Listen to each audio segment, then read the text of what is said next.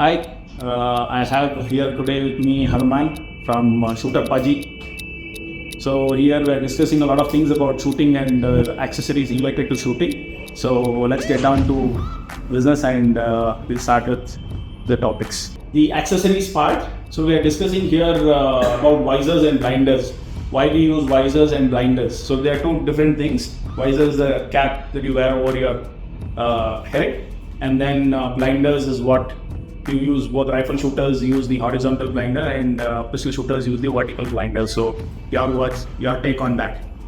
So my take on that is it is mainly coming from experience of shooters and on what I see shooters using and not using. I've seen international players not using a visor also and shooters using a visor also. Firstly, you have to understand that everything is made to help you and help you perform better. So it is a must to try at least everything so that you see what is suiting and what is not suiting. Now the fundamentals of using a visor is not having light to distract you and not disturbing your side picture, whichever you see. And that when you get a better side picture and lesser light, it also reduces eye fatigue so that you can shoot for longer and shoot your best till the end of the match. Cool. Very What good. do you say? So that's my point as well. So basically when I'm covering there, so if you are in, let's say in the sun, and you see something in distance, you see people holding their hand like this and looking at it. So it's basically to avoid the light directly falling into your eye, which increases your vision. So that's the reason why we need visors. Right. And definitely I do recommend for all rifle shooters, definitely yes. Pistol shooters, of course, they can take a call. It's definitely good to use for pistol shooters as well. But rifle shooters, I feel it is mandatory. And for pistol shooters, it again depends on where the light is in that particular range. If let's say I'm shooting here and the light is there over my head, so it's going to, a lot of light is going to hit my eye directly. So it's better I cover it, by using a visor. So blinder again, mandatory, goes with a lot of rules. Now of course visors, the rules have been changed. The soft visor can touch the top of the sides. And blinders, of course, the 3 by 10 rule applies. Always ensure that your blinder is no more than 3 centimeter wide and 10 centimeter long. So that's one rule you need to follow. And in blinders, you can use multiple things. You can use translucent, transparent. It won't make sense actually. It's transparent. So translucent is good. I recommend because there's a lot of light, traveling through it. At the same time, your vision is blocked. Right. So that's about visors and blinders. I think shooters should use both of them. Yes, definitely. And plenty available at Shooter Paaji. So do visit the website. Yes. And next we'll get to the sights, filters, and iris. So let me have the difference between them. When we say sights, it's basically the peep sight that you will look through. Those are your standard sights. The guns come, but even the Walters come with the standard sights. Then comes the filter, which is basically which reduces aperture, the size of the hole. We increase and decrease. That's the iris. And filter is basically to change the color of what you're looking through the iris. Iris color itself changes. You can make it yellow, green, white, red. There are multiple options. And why do we use that? It's because different lighting conditions, whatever suits your eye best. And especially those shooters who have problem with color and a lot of their eyes are sensitive to light. We definitely require an iris and filter. Right. So your take. Yeah, so they explained the product very nicely, the irises which are used with sights. Firstly, when we talk about sights, many people upgrade their sights. So we also need to understand it's not very important to upgrade your rear sight, the actual stock sight, until at least you're shooting 620s. Or maybe you think that your click of the sight is not getting your shot with a very precise decimal. Alright, so only if you're shooting 620, then only think of upgrading your sight is what I would say. Secondly, coming to filters, as Samir explained, the iris can also help you reduce the light from the target. Same can be done with the color filters also. For example, shifting to a silver or a grey filter will reduce the light by 25% at least. Whereas shifting to a yellow filter in the iris filter, rare iris filter, what we call, will increase the contrast of the sight and give you a more crisp outline of the target and your foresight ring also, which gets blurs out most of the times. And another common question which I see very commonly is which iris aperture one should pick while shooting in 10 meter or 50 meters. So there is only one difference to make in 50 meter and 10 meter iris apertures is that the 50 meter one will come with a polarizer. It is not mandatory to have a polarizer by the rules, but it will help you in reducing the sunlight in a better way. If you won't have colors, the polarizer is only used to reduce light in a particular way that the clearness of the side doesn't get reduced. You might need a bigger side iris only, and just for reducing light you might not be able to reduce the size of the iris. So in that case you will need a polarizer in 50 meter rifle. Yeah, so go for a non-polarized one in 10 meter event and a polarized one in 50 meter event. It makes more sense, and the standard sight. So I also recommend a lot of shooters who have this problem with looking over the sights for getting the top alignment, as we call it. Me, which is called the top alignment. But if I've had straight cells at sides, my looking over the sights and aligning the gun straight to the target. If I need to do that, sometimes the standard Walker ka jo we have the sight it's 6.5 centimeters. Whereas that is where I recommend few people use mech, spy launch, which is about 4 centimeters. That extra 2.5 centimeters of head movement is reduced, which reduces the amount of movement in the head. At the same time, that's the quality of your shots. Yeah, because there is a reduction in head movement. This is a very important point which I missed. Yeah, this really benefits a lot of shooters. Just like in our previous conversation before the video, sir was mentioning that when a shooter shooting with SCAD, they will come straight down to the side, and without SCAD they will enter the target sometimes from the left, sometimes from the right. So this differentiation of the sights really helps them also coming straight down. Okay. So because they can see the actual line where their barrel is landing on the target. So it becomes very important to choose. So discuss with your coaches. I think you should know the real reason why you are actually doing or you're buying. There should be a justification for it. But at the same time, none of these accessories what we are discussing today are going to waste. So that's definitely value for money for if you're not trying it professionally. Now we'll discuss about monoframes. A very popular discussion among shooters. A lot of people actually deny the usability of it. In case a lot of people tell no, it's not necessary. Yes, of course it is not necessary. I see shooters shooting, taking a target sheet, ripping it apart, putting it as, using it as a blinder and shooting. But what are the advantages we will discuss here? At the same time, where the specific use cases it becomes mandatory for shooters. Because I've got a lot of rifle shooting, I understand the problem.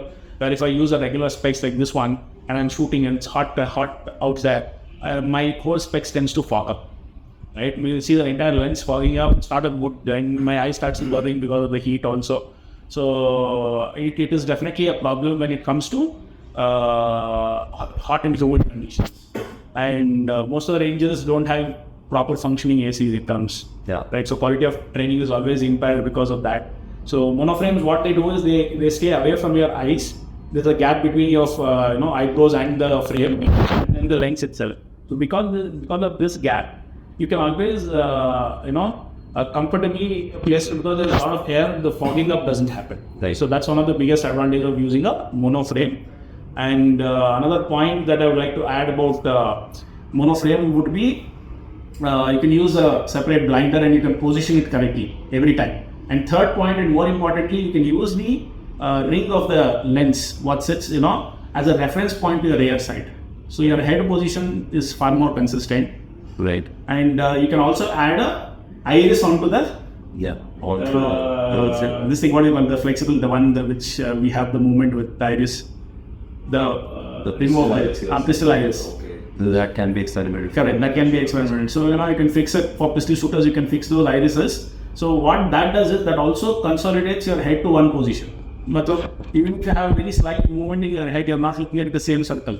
So your hand position and they don't match that. So you see a lot of very good shooters, top shooters using iris on their pistol shooters especially using iris. Rifle shooters start always it sits in the rear side. Pistol shooters use the iris on their frames on the frame side. So a few more points which I would like add on for in favor of monoframe is that firstly it is cheaper compared to a glass frame, a proper glass frame, and Definitely, just exercise the normal spectacles which we keep using. Usually, it happens with beginners. So, if you are in touch with any beginner pens or if a beginner is watching, do understand that yes, it is an investment, but at least find an alternative to it. If you are not spending much amount, find an alternative. Maybe you will be able to build something or somewhere monoframe or something. Or there are very cheap alternatives and durable alternatives available in India also, rather than buying something which is made in Germany also. So the lens won't fog up. And so with these benefits, there is something which we also have to keep in mind. Now, I as a shooter have a cylindrical power in my eye, which doesn't go in favor when I'm wearing spectacles while shooting, because if I'm wearing spectacles and if it gets tilted a little bit, I won't get a clear sight picture. Okay. Now, in a glass shooting frame, it usually doesn't get to stays at one place. So first recommendation for people with a cylindrical power will be a glass frame, but if you are in favor of a monoframe, then make a mark on the monoframe so that you know where it is completely aligned in the angle where you would see the correct side picture. People who don't have a cylindrical power, it is basically looking through a lens, and if I did the lens like this, you won't have any picture in front of you. That's a cylindrical power, and that's what we face. So do keep this in mind while using a monoframe. So what do you think? I will add another very important point here. If you are getting a monoframe, I've seen a lot of shooters bringing lens and fitting it themselves and fixing it onto the monoframe and using it. Now the problem is this: if I have cylindrical power, my lens, if it tilts to the right, I see different picture. It's not the same circle like we see. My picture becomes my power is going to change from there onwards. So ensure when you're getting it done, get it done from a proper ophthalmologist and ask him to fit it in the direction that will go onto the frame. Yes. Otherwise, you will have a lot of trouble, especially if you have cylindrical power. I've seen a lot of shooters mess it up that. So just ensure that as a safety checkpoint. And it's also very important for your optician to understand the importance of it. So customers sometimes ask, should I take my rifle to the optician? Don't take your rifle, they wouldn't like it. Or maybe ask you 100 other questions which you won't have time for. So just take your sight, say some equipment, and it fits like this, and just keep the sight on your table to see, to give them an alignment that this is how it should be aligned perfectly. And in reference of photos, or you take photos of photo reference, and you can do it. If you're using monoframe, obviously you just stick onto it. Only problem comes when you're using a mono frame onto the rifle, your rear sight and that thing you will tell from which angle it's basically going. Yes. Sometimes I see shooters put it opposite also, concave on the side, convex on the front. So it's not a right thing. So we'll have to know exactly what you're doing. Yeah, that is also not a right thing. Now, moving to shooting glass frames. So they come with a lot of adjustments. Correct. And we feel like playing with all those adjustments, which is a right way to do also. So firstly, when you go out for buying a shooting frame, budget is the first constraint which shooters feel, because they are also they are very costly. So any pistol shooter who you see shooting at a World Cup or some other international competition would be wearing a glass frame worth more than 40,000 rupees. Because of which many beginners also think कि अरे मैं खरीद रहा हूँ तो एक ही बार खरीदता हूँ, and they spend more than 40,000 rupees. That's the best decision you can make, like getting the best thing firstly only. But I also understand as a shooter that I have to divide my budget into different products, right? So you can also start with a basic frame. See, a 40,000 rupees frame is not something which will get you better results. Like in school, they'll give you comfort. If comfort is getting you results, personally, then go for comfort. Me as a shooter, I didn't like comfort. Like, मुझसे काम करा लो, मुझसे भी करा लो, काम होना चाहिए. Like I should get the benefits. The angle of my glass should be perfect. My blender should be perfect. But some shooters say that I need micro adjustment while I am in position. I don't want to remove my glass ray. For doing that, so for this difference, for making adjustments while you're shooting, you can go for champion models, champion European super classic.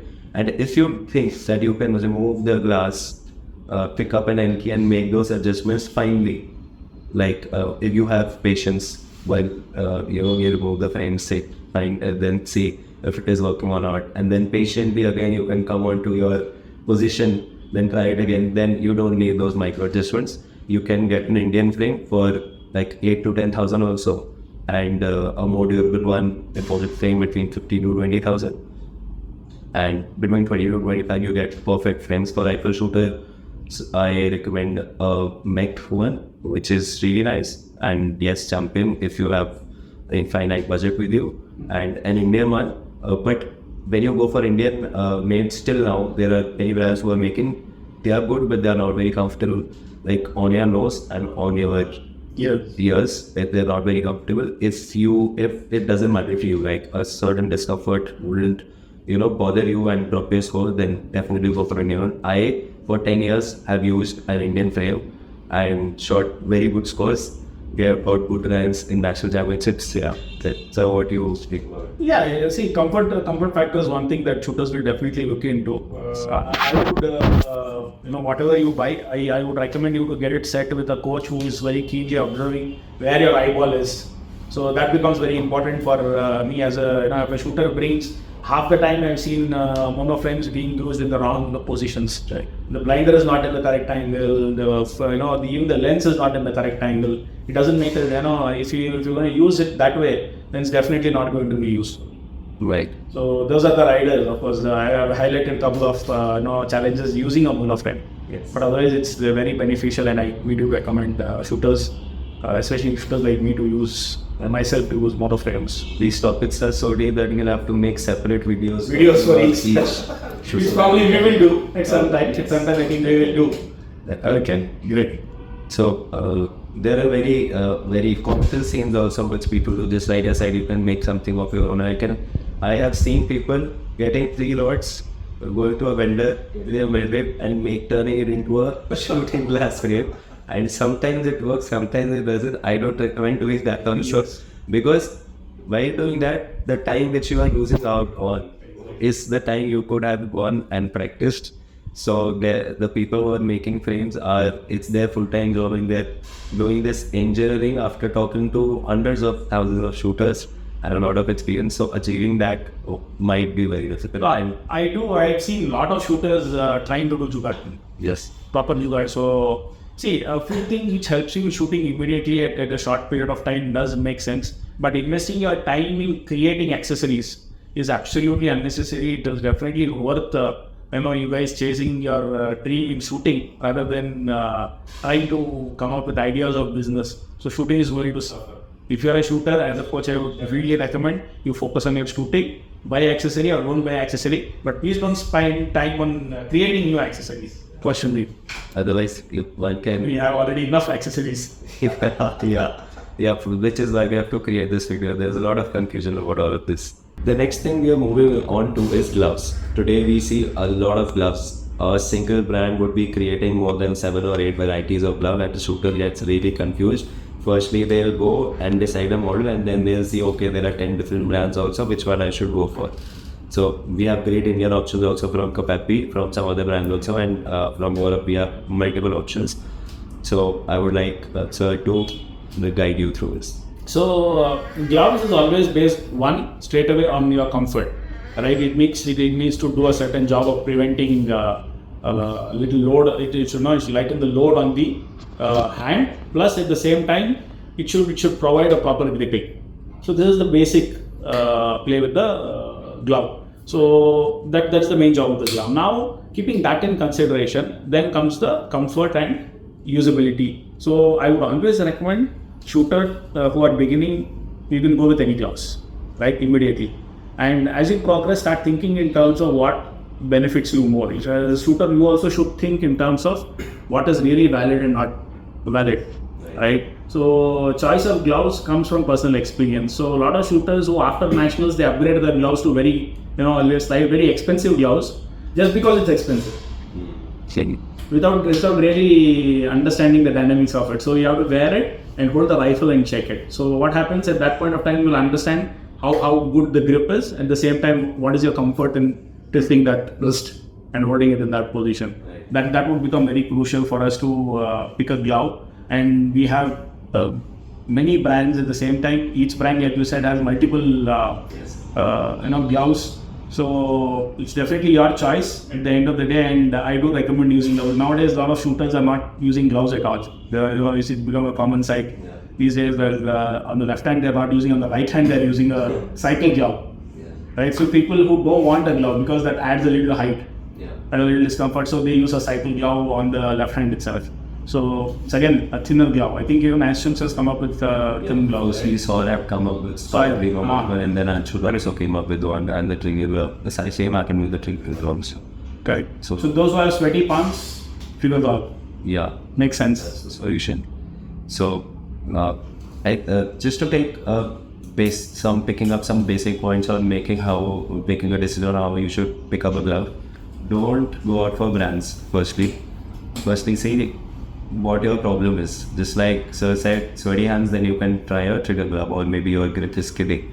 Only then, and I think very few shooters would use a trigger glove. It wouldn't suit a lot of people, because when you get it will start observing your sight, yes, but you will also lose out on sensitivity on how well you can feel the grip.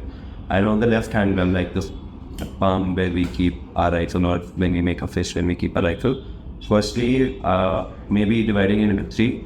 Firstly, see if you like a thick one or a thin one. On a thick one, you will get more cushiony feel. So if your hand is paining or something, you'll go for a thick one. If you like more sensitive feel, go for a thin one. Secondly, see the material. There are leather gloves like Solar Premium Open that's made of tangle leather, which has the best grip and everything. So maybe that one, if you think you have to feel the rifle in order to shoot, you have to feel that intimacy to see where the rifle is going and where it is not going. Secondly, the material. When I say material, just see soft or hard. Firstly, it's not for someone who's in the Indian team. You should do more research. But nonetheless, say if you need a soft glove, because the soft one will still, it will be cushiony, but you will feel the rifle in some ways. Or a hard one. Hard one is usually for 50-meter shooters, because they have to put a sling here. But also when we are using a fist position, some people might feel some pain here, so they can also use a harder surface, which is mostly saw top 10 you would see made out of rubber, and Kurthun gloves, Kurthun Strong, which is very famous in 50-meter. Yeah, those sorts of more. It was mandatory for those people who are doing on the knuckles, yes, right? Because the moment the weight falls here, so it immediately all the first round will be good, second round it will become clean black, right? And then you'll have a boxer's fist. Yeah. Even by using a glove, I had permanent marks for like 5 years here. Exactly. And after I stopped practicing, after a year, I got rid of those marks. The skin started peeling, and then I can see the normal skin color. So, funny story, one of my shooter had these marks here on her knuckles.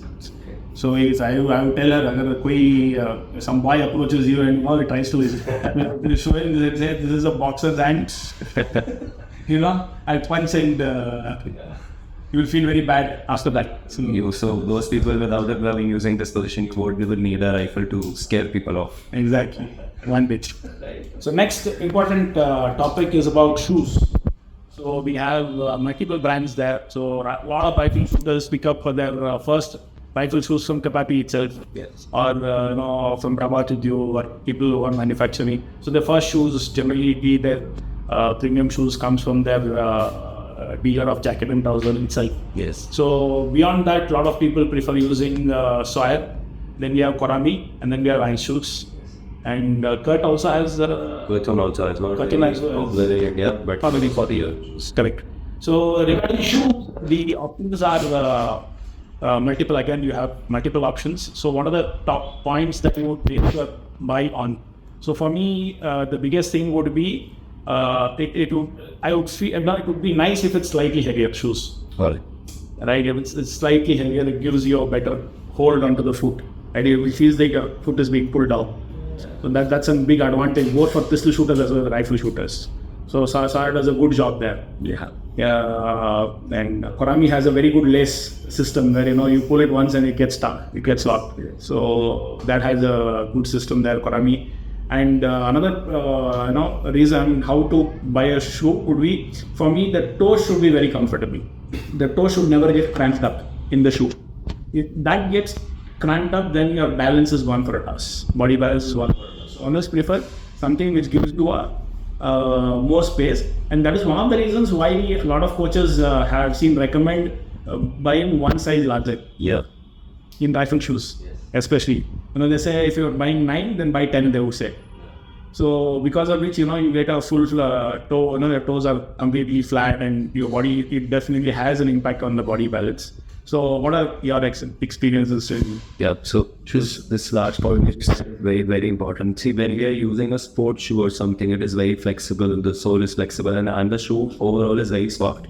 Whereas whichever shooting boot you pick, it will be very hard.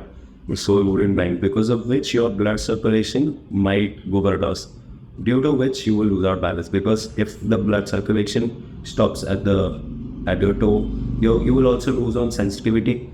As you lose sensitivity in time, you will also lose balance. So for that, slight space in front of the toe should be there. So through the reviews from players, very good players and coaches, I've seen that the toes at the front feel a little free. They have some space, so they feel comfortable. Someone who wants a shoe which gives them a feeling of holding, like the shoe is tying your foot to itself, and shoes would do a better job. Many people are not strongly liking our shoes for that, but some shooters would think that if someone is grabbing my feet tightly, then it is better. So for them, I would say iron shoes is better, and that's what I felt when I used iron shoes. And if you would like to have the very different variety of insoles to try on, then you can go for Karame, because they give you some different options of insoles. Otherwise, you can buy them later on also if you are picking up other shoes. And coming back to a very basic point, why you should use a shooting shoe? Because it has a better sole. Secondly, you should look for arch support, because we have to stand for very long hours while we are shooting, and we do that regularly. Though that can also lead you to have hyperextended knees, which is not good for shooting. And some shooters have also had to leave shooting because of that. You flat-footed shoes. It's not about having flat feet or not. In any case, go for a shoe with an arch support. Sole has very good balance shoes, and all these shooting boots have a very good one. The basic shoes which you would get from other brands right now, just like Sir said, the initial shoe is coming from those brands. All of those shoes were coming with a flat sole only. So recently, I think 2 years back, the Happy came up with an insole also for the arch support, because many shooters are having a problem. Even I myself have hyperextended knee, and I diagnosed it after a lot of years. I used to tell doctors about this. They could understand my problem. Finally, I met a very good shooting coach, just like Santosh, and he told me what I was facing. So because of shoes, there are multiple problems that happen. So first thing is to avoid any tight shoes. So that's the basic rule. If it's very tight, don't use that shoe. Use another side, go for another bigger size. And now Kababi also is coming up with their own shoes, premium shoes. Yeah. So you can wait for that as well. I think you should be out by another couple of months, like November 23. So that would be, especially get off that word is out. So you can wait for that and try that out as well, because that is waiting in your product. But of course, the tried and tested that we were Sawyer and Paaji. They're always tried and tested. Definitely go for that lead. Yes. So of course, those shoes come up with a lot of rules. Again, there's the bending rule, the flexibility rule, and other things which you need to get approved. Sawyer is approved, Konami is approved, so nothing to worry there. It's almost like pre-approved shoes. Even your it's sort of pre-approved, the flexibility. So just ensure if you're buying any new brand, just be careful about the flexibility. You don't want that to create problem issues to the competitions. So I also wanted to share a story which I got to know when I came here first time in Bangalore 2 years earlier. I was at Mr. Santosh, how passionately he started shooting himself and then thought of making a shooting range. What was his idea behind it, and what are you to give up also. I don't think many shooters know about this, because he hardly would tell about this story to everyone. But I was privileged enough to know and take inspiration from that, and even today I get inspiration from that, and that's the sole reason that whenever I come here with it, shooting range, I get inspired. The whole idea was I was doing decent in tax practice, but for me there was always this passion of learning to think. So that's the best part. I would say, that was one hobby I had which nobody knew. Oh, great. Shooting was one hobby which nobody knew about. right? So it was. I never did shooting to impress anyone. I would have done 100 things to impress people, but shooting was not one of them. Okay. Right? I never shot to impress people. So probably that was where the differentiation was between me and other shooters.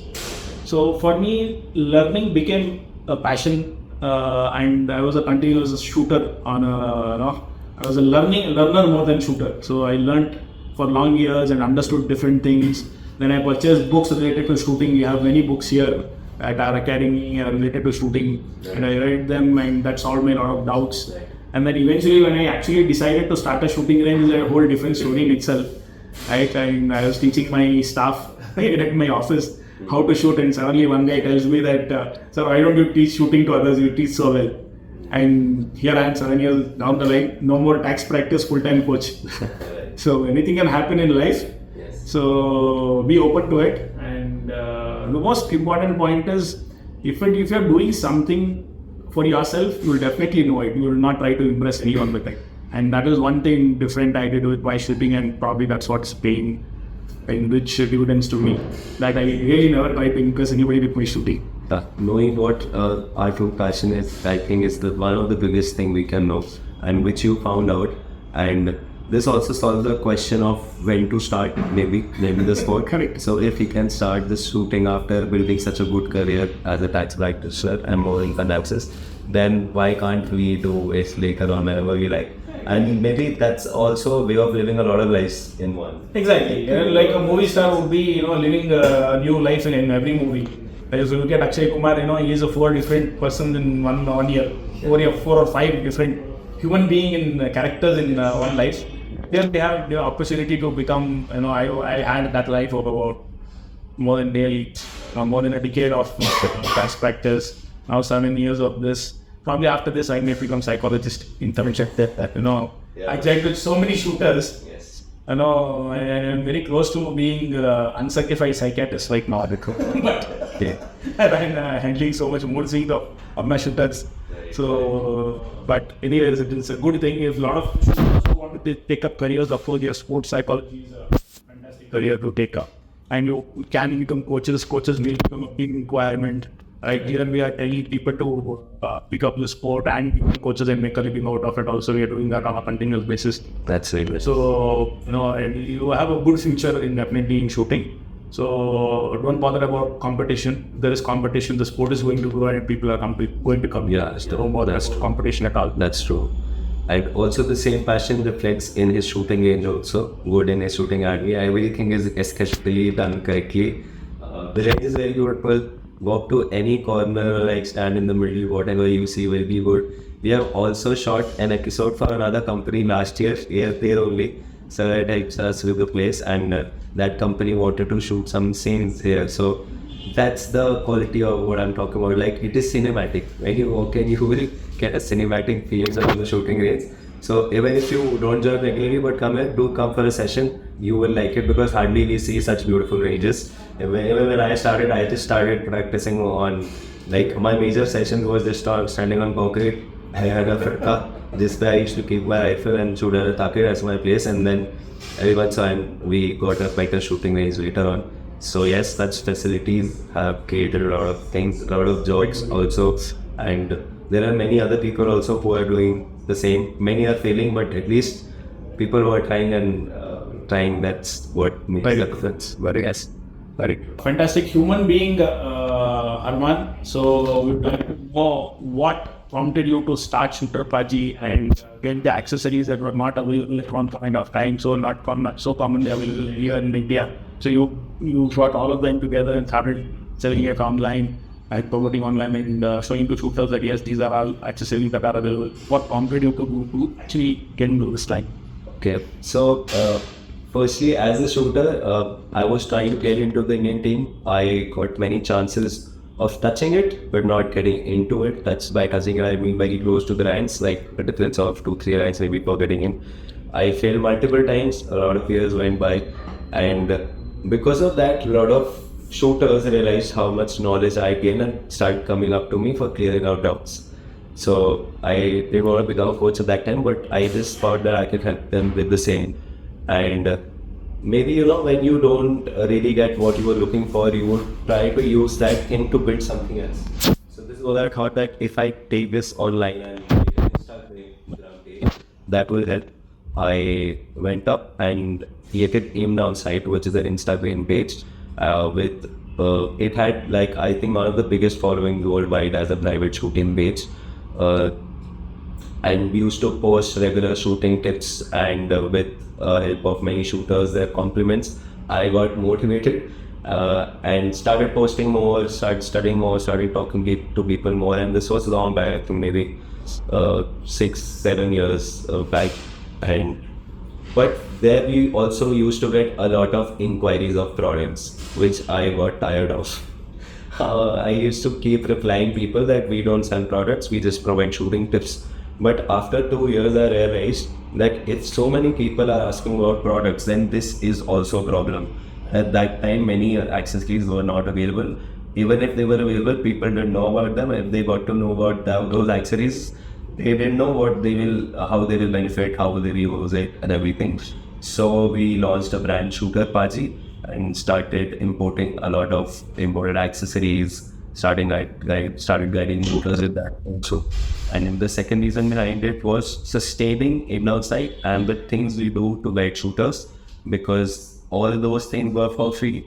And I had to build my career also. I thought, like, if we get some amount of earning from this, then we can keep promoting learnings also and educative content also. And I think this is what a lot of people have told me, that we are the only ones who are, as a brand who's selling shooting products, is also guiding shooters with how they should do things. We are now scaling that up also, that front, like getting out with product guides so that shooters can compare things, and a lot of expenses go into that also. Again, that is not generating revenue, but maybe that is something which fuels me to do things. Whenever we increase our sales and the educative point of view goes down, I start feeling that I've forgotten my goal.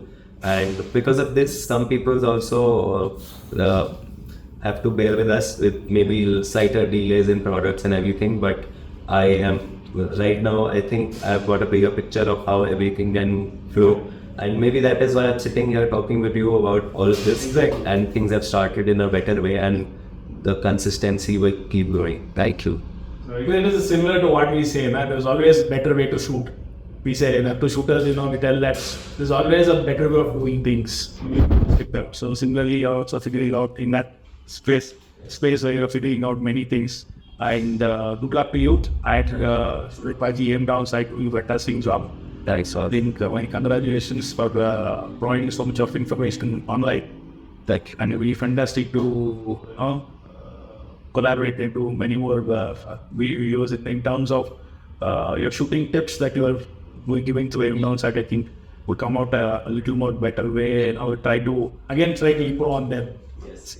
As we go. Yes, things always get better whenever we collaborate with people like you. Like, a lot of people have helped us. So many design coaches, and you should make a collaboration with them. And Yes. think of many more points to benefit shooters. Successfully with Coach Amandeep, we have come up with his workshops on mental training and writing, and now we have contacted a lot of other experts also who can help shooters with different areas, just like this one, and scaling Aim Down site as a bigger platform for providing guidance. Eventually, probably we can also do coach workshop. Yes. Coaches workshop where people can come in and give ideas, share ideas. I can share a few ideas, or maybe somebody else can share a few ideas. Yes. So we don't mind spending a couple of days with them to understand something that they understood better, because they are also big players. And they have achieved a lot in terms of shooting as well. So such people giving us inputs to coaches also is becomes a fantastic opportunity. I think there are a lot of things that we can come up with. The best thing I think I would have got from Shooter Paaji is knowing that shooting is such a lovely community. Yes. A lot of people don't call it lovely. I know that also. But it's about how you get along with people, and people get along with you. So for me, if I am going to a city and I face a problem, I know I can just call up the nearby range and talk to them. Shooter, can you help with this? And no one has said no ever. It tells nothing about me. It tells a lot of things about them, all the shooters, how they can help you.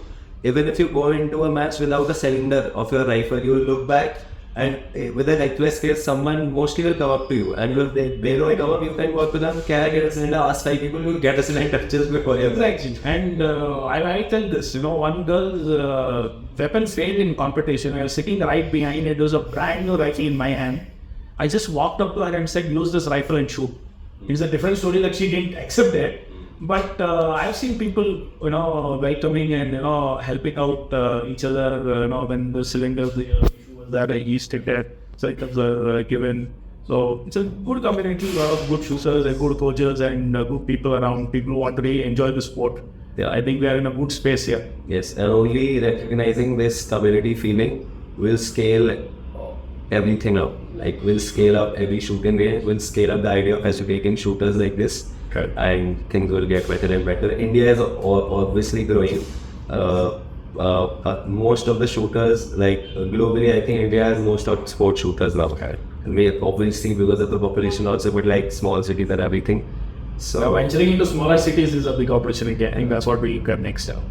I always think like this is what Shooter Paaji is, the community feel. The name suggests that it is Shooter Paaji, like elder brother. And we try to work like that. Maybe capabilities might fail somewhere, like not of our brand, but like overall, if you're trying to help someone with something. But that community feeling is important. If you're doing something like that, then I feel that my career is made, it is successful, that satisfaction is with the precious. And just to maintenance. What do you mean by maintenance? So I'll give an example to start with. So let's say you purchase the car.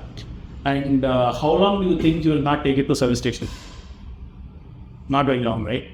The first 3 months would be a immediate first maintenance and then second maintenance, and there's timelines involved. Of course, these weapons are much more sturdier and much more purpose-built and less components than compared to a car or a vehicle. So even the maintenance is not a really top requirement, but at the same time, once a year becomes basic requirement. Twice a year would be, in best case situation, it should be 3 times to 4 times. Right. Just the cleaning up part would be, quarterly if you can do it is fantastic. Yes. Half yearly test the regulators and in Walthers what happens is, Walther pistols and Stag pistols, velocity is not only controlled by the velocity spring, it is also because of the regulator. The regulator also has a big play in the velocity, changing velocity. So always ensure your regulator is also optimally performing along with your other components. So if a regulator is not performing well, you cannot do anything else. Everything else fails. And we've seen this time and again happening in 2 guns, which is Walther and Stag. When I say we see often, that's like 1 in 1,000 cases. So when we say it's too often, that's the point. It's 1 in 1,000 cases. But yes, of course, shooters do get affected by. The problem is they don't realize it's happening at all. Yeah. So it's better taken to service on a regular basis. With my experience, let's take Harman's word for it. Yeah. So firstly, if you do regular maintenance, you will not get issues very often. And simply said, if you keep your rifle, pistol, firearm happy, they will keep you happy. And so. Also, when you don't clean such parts, the dust will, start playing with your pistol. Just like you wouldn't hand over your rifle or pistol to a beginner shooter at the range. Usually, people shoot like that because they're afraid with the rifle or pistol something. The same way the dust or anything else is doing that. And the thing with service also gets the barrels clean, which is very important. And because otherwise, if your barrel starts rusting once, it will start eating up your threads which are there in the barrel. So we have to understand that the scientific part of it also, the rust eats metal, any sort of metal. So rust will eat your barrel also. There are players which realize that after a few years their rifle or pistol is not shooting with the same accuracy. And that is because rust has eaten up your rifle or pistol.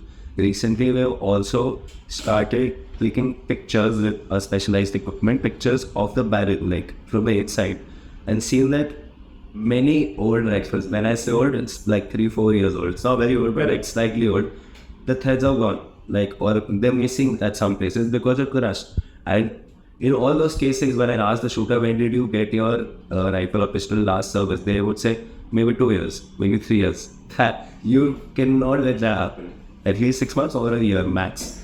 You have to get it serviced to save your rifle. See, you put a big investment. It would need some insurance also, and servicing is why insurance. And bigger that is putting in your time. The investment that you're putting in at your shooting ranges, your time, your parents are also, a lot of shooters come with their parents also. A lot of this, and your bet is on your rifle, right? The rifle is not something which will give you a score, but it is helping you, so you have to maintain that. So another point is you can also always remember that rifles is also an equipment, right? It's a machine at the end of the day, and it can fail at any given point of time. I have seen equipments fail in the match, during the match, when you're firing. When they say match firing commence, and a little while later your gun is not working. So anything can happen. So it's better service. And when is the ideal time to service? So a lot of people come into competitions and they want their weapon to service before match. So the equipment dealer there or the service technician would tell, "Nahi, aap match khatam kar lo, uske baad aao." Because if the velocity is low and you're used to shooting, now if he changes the velocity to normal, your shots will start going higher. Right? Then you don't know how to handle the situation. So that's the reason you always, before competition, we at our academy always prefer servicing weapons couple of months before the state championships start. At least 2 months. At least 2 months. So we know the performance right up to pre-nationals. And uske baad any changes required or tweaks required, we do that. So we are in good condition for nationals. That is our every year. Also, when the rifle or pistol is serviced, there is a slight lubrication which is left inside the barrels, which will take a few hundred shots to move out and come to the optimum level. So just getting a service before the match will increase the size of the group of your shots because of the natural lubrication which is going along with the pellets. So yeah, that is it. Yeah. So that's the reason a lot of people avoid lubrication itself when they service the weapons. So that's one of the points. So remember to service your weapons, and as you said, it's an insurance against any problems in future that you will be creating. And why does the barrels rust? A lot of people asking this question. So see, Bangalore is a blessed place. A lot of people sweat less here. I mean, Bangalore, I still sweat even in this weather. So it's such beautiful weather out here. So the problem is, entire India is not the same weather condition. It's very humid and hot in most of the places. So a lot of people sweat. They use their left hand to clean their sweat, then pick up the pellet with the same hand and drop it in. So your sweat is going through salt water. It's going through the barrel. So be assured, rest assured that your barrel will get damaged if you're doing it. So to avoid it, always prefer use a towel. Or people who sweat a lot, always keep tissues along with you. Okay, just tap your hands before picking up the pellet and drop the pellet in, so that you can also keep your barrels safe. So I sweat a lot, so I have this personal experience. So I always ensure that my hands are not sweaty when I'm picking up the pellet. Maybe this is one of the major reasons why we see all the international players with a towel hanging on their side. Yes, so they rub their hand off, clean their fingers off before picking the pellet, so you can keep your barrel clean. Because you cannot see into your barrel, so you don't know if it's rusted. So you never know what is the reason for your accuracy not being the best. Now there are facilities that we are building in India only, that you can look at the barrel from the inside. Like some shooters have sent this to us over. We haven't marketed this yet till now because we are stealing. But so it wouldn't benefit you. See, looking inside the barrel wouldn't benefit. It is just for your own knowing that all right, now I have a proof that it is rusted.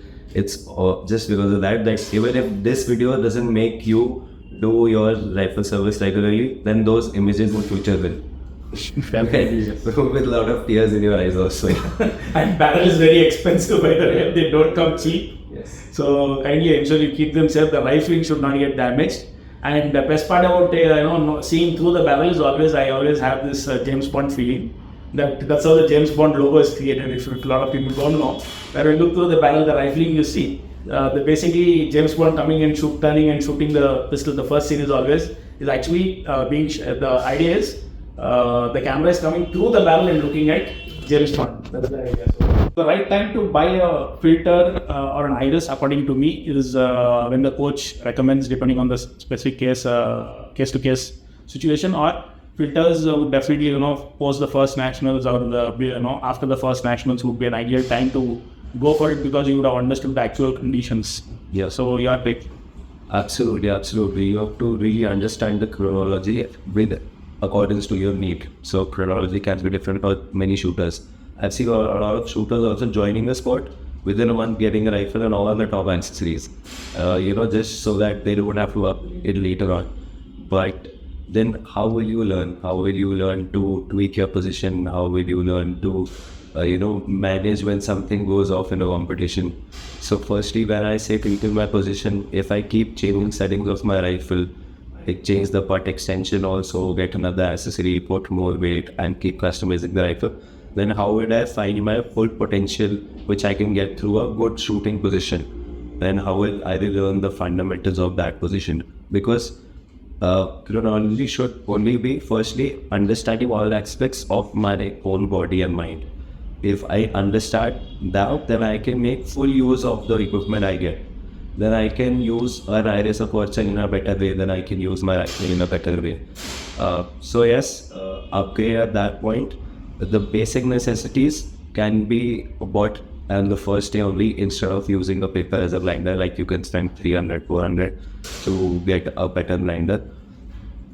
And then there comes upgrades. Even on our website, there is a section which is called as upgrades, and within our team we refer this to as upgrade. Upgrade is a luxury product, like something which I will get in the beginning, but later on I will get this upgraded. So whenever you're looking for an upgrade, firstly see have you given your 100% to that, and if the problem is still not getting solved, then definitely go for an upgrade at the time. So I did use this method for one of our shooters who was having this long cheek placement, right? The head was to go above the rear side and then coming down, dropping. So that person had a lot of problem in choosing the proper alignment and getting the proper alignment of the target. So we changed the rear side to mech instead of the mech spylon. So the height was reduced. Now the head need not travel so much from top to bottom, right, to placing. So now that's a proper upgrade I would recommend. So if you spot that problem a little earlier, why not go ahead and buy day one Nabicon? Stringing a big honey. The spylon generally comes to about 50,000 plus range budget, right? So that's that you need to do. So gloves is something day one you can choose the accessory, But again, all these is again based on something. If you are a hobby shooter likely to turn professional, you need not invest in any of these. Yeah. If you are looking at making a professional career out of this, then yes, these accessories will definitely help you from day one, right? Like if you want to become a professional shooter and 6 months you're going to shoot without jacket and trouser rifle, no point. Like, or if you're going to use break barrel pistols for learning pistol shooting for 6 months and you want to become a professional shooter, no, that's not the right approach. They only need to have a better pistol and better rifle in your hand. Start with jacket and trouser, makes sense. Yes. Right, so those are the points that you will need to take care. And as a priority of shooter, it should always be on learning. So don't venture into too much experimenting through sitting and discussing whether this product is better, this product is better.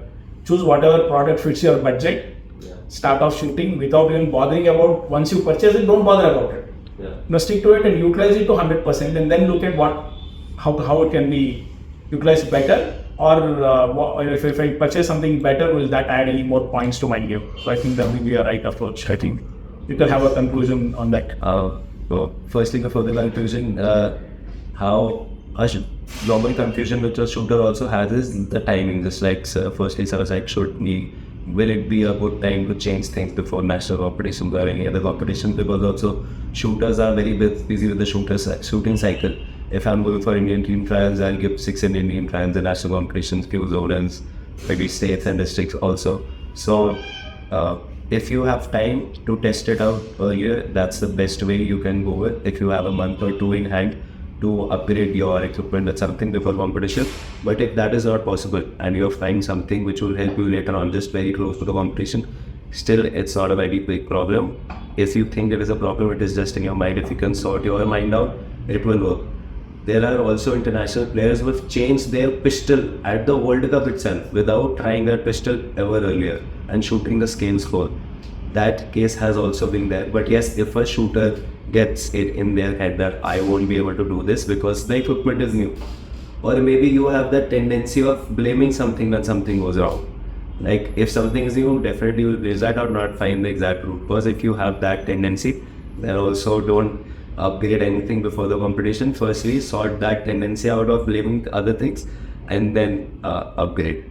So concluding would be, according to me, is firstly listing down your priorities in shooting. Like pick your own paper up. This was our suggestion, but yes, even if I asked a beginner shooter to talk about this, they will keep saying things for at least half an hour. Like they've come up with things in their own mind, because if you come for a 2 hour session, you can talk about it for 2 hours. Is what I think, and I have seen shooters do that. I just have to provoke them a little, make them feel comfortable, and they keep talking about it. Absolutely. So, I mean, very true. So, one of the points, like you said, is very brilliant point. I'd like to stress on that is that don't change anything or add any accessories before your competition. So, I always go to an extent tell that don't use a different stand, don't use a different pallet box, or don't even use a different water bottle. Because a lot of people have this tendency of blaming something. So if that is the case with you, then just definitely don't change anything. And competitions are definitely much easier than you think it is. So once you step into the line, there is a lot of anxiety. Take time, settle down, learn from your coaches' experiences. Discuss this with coaches, and discuss less with shooters, because shooter to shooter have very less value addition to make.